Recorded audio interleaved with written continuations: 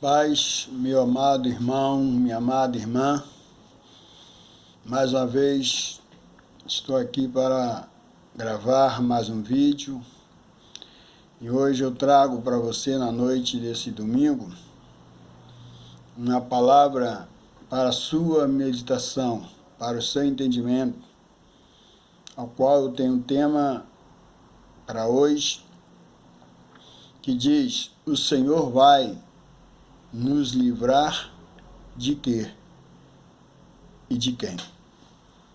Mas antes de eu compartilhar com você esse tema, eu me apresento mais uma vez para você que ainda não me conhece. Eu me chamo Cosme Pereira e hoje eu estou comprometido de estar ministrando a palavra da graça, ao qual foi revelado o apóstolo Paulo, que teve a sua inauguração, vamos dizer assim, ali na cruz, com a morte e a ressurreição de Cristo. Se Cristo morreu e ressuscitou, ele morreu para cumprir a lei. E através do cumprimento da lei, ali, em substituição do seu povo, ali foi também na sua ressurreição inaugurado a graça para toda a humanidade. E a graça veio se efetivar totalmente depois da queda do Templo de Jerusalém, ali nos anos 70, a qual Deus usou ali o Império Romano sobre o comando do general Tito Flávio para cumprir o juízo de Deus sobre o seu povo. Então, meus queridos, eu e demais irmãos estamos aí imbuídos e comprometidos em levar a palavra do Evangelho da Graça até você. Não é uma meia graça como é pregada aí no sistema religioso. É uma graça total. Por isso que hoje nós pregamos esta graça. Porque na graça não tem nenhum dogma. Na graça não tem nenhum rudimento. Na graça não tem o culto judaico-cristão. Hoje nós somos guiados e dirigidos pelo Espírito Santo de Deus. O ministério hoje é do Espírito Santo, aonde Deus governa sobre tudo e sobre todos. Hoje nós somos guiados pelo Espírito Santo de Deus, a qual está escrito lá em Romanos 8,14. Na graça não tem pastor. Na graça o pastor é Cristo. O único pastor é Cristo. Na graça não tem batismo, porque o batismo na graça foi na cruz. Na graça não tem ceia, a qual é realizada aí nos templos religiosos, porque a ceia era para os judeus, que era a Páscoa. Na graça não tem dízimo, porque o dízimo era também da lei e era para os judeus. E o dízimo não era dinheiro, o dízimo na época era mantimento para o sustento dos levitas enquanto o templo estava de pé. Mas com a queda do templo, acabou toda a prática do velho pacto, do velho rudimento. Os cultos judaicos, os sacrifícios, o jejum, que agradava a Deus antes da cruz, se finalizou com a queda do Templo de Jerusalém. Então, hoje o que eu quero trazer para você o tema que diz o que vai nos livrar, o Senhor vai nos livrar de quê e de quem?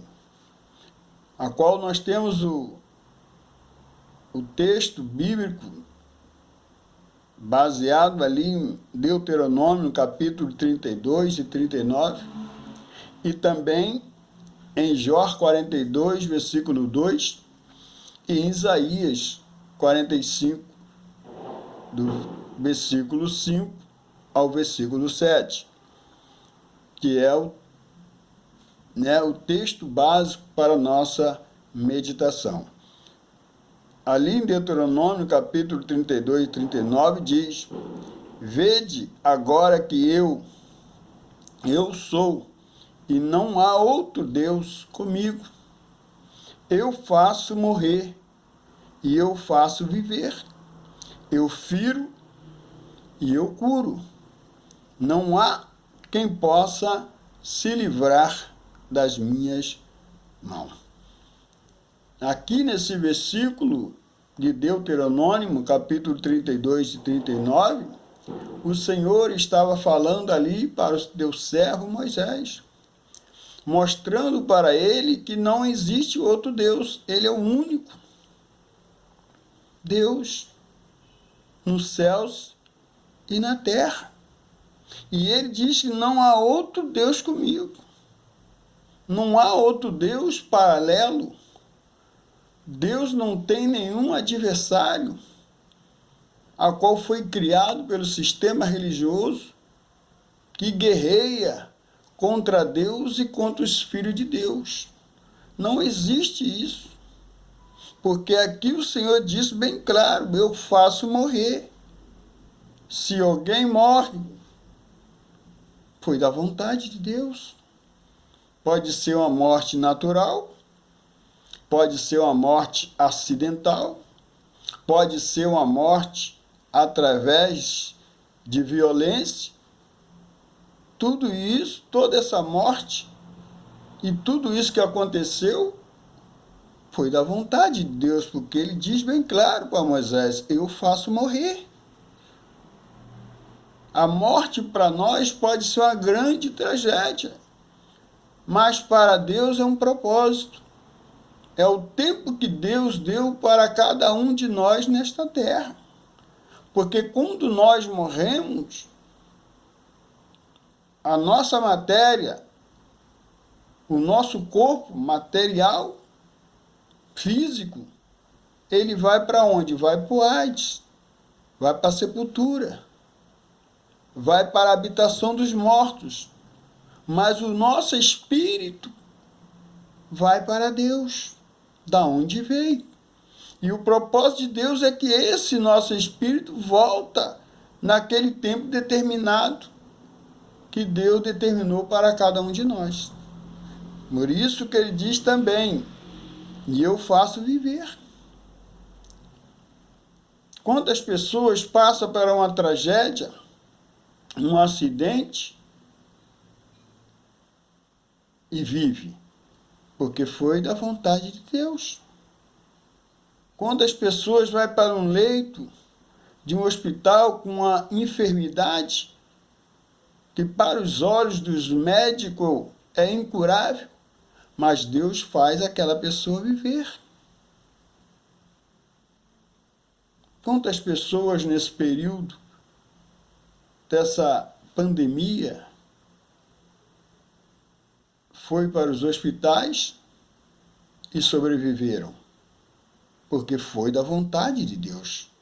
Mas outras pessoas foram para os hospitais e não sobreviveram, porque não foi da vontade de Deus, porque o tempo de Deus para essa pessoa se finalizou.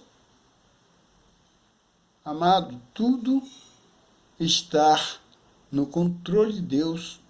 Ele é o único Deus e não há outro Deus além dele. Por isso que ele diz também: eu firo e eu curo, como eu disse para você. Alguns ficam doentes e é curado. Outros ficam doentes e é curado. Então, meus queridos, tudo está na mão de Deus, que Ele diz: quem pode se libertar das minhas mãos? Ninguém pode se libertar da mão de Deus. Não há outro ser, não há outro adversário que possa nos prender. Só Deus pode nos prender e nos libertar. E também está escrito em Jó, no capítulo 42, versículo 2, que diz: eu bem sei que tudo pode. Tudo Deus pode. Jó disse, tudo Deus pode. Ele tinha esse entendimento, esse conhecimento desse Deus. Tudo Deus pode realizar e não realizar. Se Deus quer realizar algo na nossa vida, Ele vai realizar. Se Ele não quer realizar, Ele não vai realizar, porque tudo Ele pode. E não há propósito que se esconda de ti, diz Jó. Não há nenhum propósito nosso que nós pretendemos realizar que pode ser oculto a Deus. O que nós estamos planejando a fazer, Deus já sabe. Por quê? Porque Deus é onisciente, tudo sabe. Deus é também o onipotente, todo-poderoso. Todo o poder está na mão de Deus, dos céus e na terra. Não existe adversário para Deus. Não existe esse ser espiritual criado pela religião que luta contra Deus para impedir a realização de Deus nas nossas vidas, tanto as boas, tanto as coisas adversas. Tudo está no controle de Deus, irmãos. Por isso que o apóstolo Paulo diz: em tudo devemos dar graças a Deus. E no capítulo 45, no versículo 5 ao 7 de Isaías, o Senhor diz a Isaías: eu sou o Senhor, e não há outro. Não há Deus fora de mim.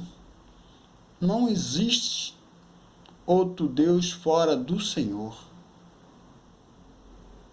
Não existe adversário para Deus. Deus está no controle de todas as coisas. Por isso ele disse para Isaías: eu te cingirei, embora que tu não me conheças, para que saibais desde o nascimento, do nascente do sol, e desde o poente, que não há outro fora de mim. Eu sou o Senhor e não há outro. Irmãos e irmãs, nós devemos entregar, ou as nossas vidas já estar na mão de Deus. O nosso deitar e o nosso levantar está na mão de Deus. Os seus propósitos, os seus objetivos, os seus sonhos só serão realizados se for da vontade de Deus. Nós temos que crer e temos que verdadeiramente nos esforçar para buscar os nossos propósitos, os nossos objetivos nesta terra. Mas a última palavra é de Deus. Porque tudo está no controle de Deus. Porque o Senhor disse lá no versículo 6 de Isaías 45, eu formo a luz e crio as trevas. Eu faço a paz e crio o mal. Então Deus é que cria todas essas coisas. O bem e o mal é criado por Deus para o seu propósito. A adversidade que se levanta contra nós é do propósito de Deus. A realização que nós, conseguimos obter foi também da vontade de Deus. Eu, o Senhor, faço todas as coisas. Todas as coisas estão sob o poder e o controle de Deus. Ele que faz tudo, irmão.